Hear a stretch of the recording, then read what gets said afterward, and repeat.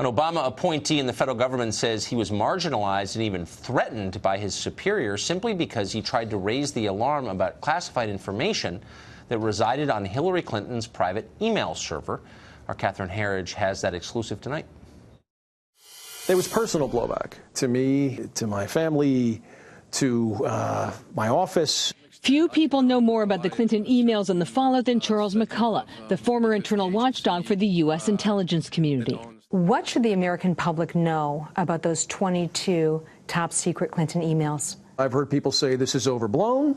I've heard people say this is much ado about nothing. Had the information been released, there would have been harm to national security. So putting lives at risk. Absolutely. Sources and methods, lives, operations. Speaking exclusively to Fox, McCullough says he went to Director of National Intelligence James Clapper about a year before the presidential election.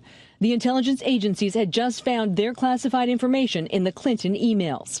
He read through these affidavits very thoroughly, and he said this is extremely reckless. And he mentioned something about the campaign will have heartburn about that or something. Shortly after, McCullough says his team was marginalized. You felt you were on your own in this. I was totally on my own, and I was told by senior officials to keep the director out of it. You drafted this letter in January 2016. Sure did.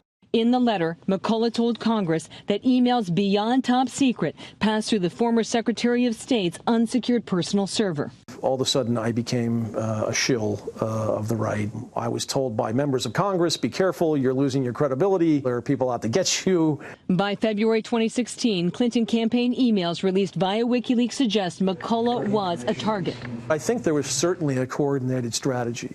In fact, I not only think it, I think it very, very much so. Based on evidence? Yes. Even though the FBI email investigation was far from complete, the Clinton campaign nailed down its talking points. Was there an effort to deliberately mislead the public about the classified emails? Absolutely. There was an effort certainly on the part of the campaign to mislead people into thinking there was nothing to see here. Frankly, the thing that disappointed me the most was the president saying, there's classified and then there's classified. A lot of people in the intel community spend a lot of time keeping secrets secret.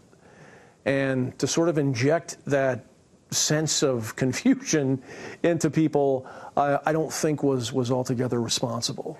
As Election Day approached, McCullough says the threats went further, singling him out and another senior government email investigator. You were given a warning? I was told that we would be the first two to be fired with her administration, that was definitely going to happen. Is that how it's supposed to be?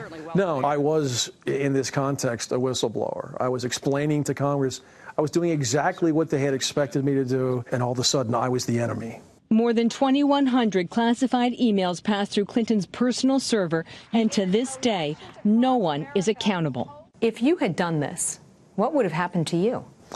I'd be sitting in Leavenworth right now. Fox News asked a spokesman for the Clinton campaign, the office of a senior Senate Democrat, as well as the former director of national intelligence for comment, but there was no immediate response. McCullough recently retired after 26 years of government service. He told Fox News today that he's grateful now to tell his story, Tucker. And that is the story. Catherine Herridge, thank you very much for that. Richard Goodstein advised Hillary Clinton's 2008 and 2016 campaigns, and he joins us tonight. Richard, this isn't really a political story so much as it's a story about bad government, corruption. I mean, it's kind of a classic whistleblower story. Here's a guy who's a permanent government employee. He's the inspector general. He's not some low-level character. And he finds wrongdoing. He brings it to light, and his job is threatened. I mean, that seems like something you want to get to the bottom of.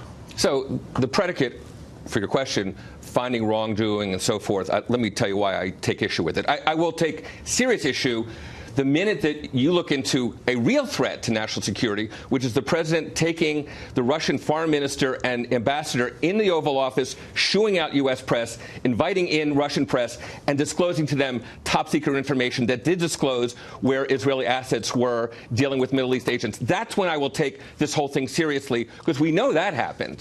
So in other words, because you disapprove of the current president's behavior, nothing that happened before his election is but I'm just saying that's known. What you're talking about is something that's theoretical. And you talked about wrongdoing. Where's the theoretical part? So we know that there were classified... Stop. We don't. I'm sorry. I don't mean to be rude. James Comey testified under oath. The only time he testified under oath, he said there were three documents that were marked classified. We know at least one of which was a condolence call to the president of Malawi. Wait, hold on. You're missing it. Well, I'm not. This is the inspector general, whose job it is to keep track of this, who says that there was a large amount of classified information, as distinct from documents marked classified, but information from the intelligence agencies gathered by them on her server, and that he perceived this as a threat to American national security. So I don't think there's any evidence he's some partisan axe grinder. He's a permanent federal employee. Yeah. And he is told that he's going to be fired for doing this if and when Hillary is elected.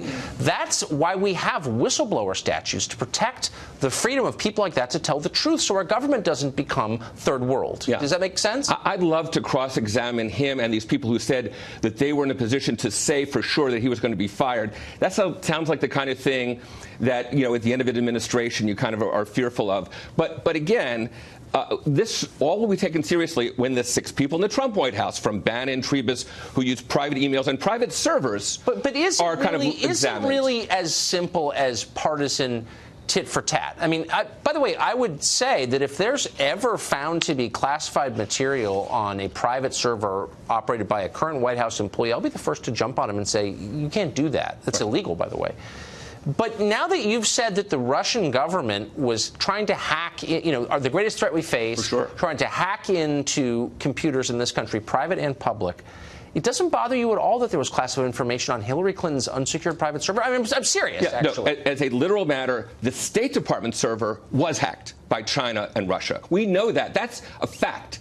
We actually have no evidence that Hillary Clinton's email server was hacked. The White House servers were hacked by the Chinese military. And I mean, that's really common. Shockingly, we have zero evidence that Hillary Clinton's server was hacked. I would say it's against the odds, but that's true. Okay, but I guess that's not the question I asked. We spent, you know, in the run-up to the election, months hearing from Democrats, it's not a big deal. What are you, right-wing crazy person? But now that she's lost and gone away and off her book tour, can we just admit, kind of crazy behavior to put this kind of stuff, classified intelligence, on your private unsecured server? I mean, can we admit that? She didn't, quote, put anything on it, right? She was receiving emails from hundreds of states. She set up the server. I mean, come on, I don't want to relitigate this, but can't you just be honest and say, that was a big, like, what was that? And by the way, if you did that and you heard the IG say it, you'd be in jail. Yeah, I have a theory as to what it was, which traces back to, you know, how the Clintons had their private quarters kind of poured over during the 90s, but that's a different story. I have no basis for that. All I'm saying is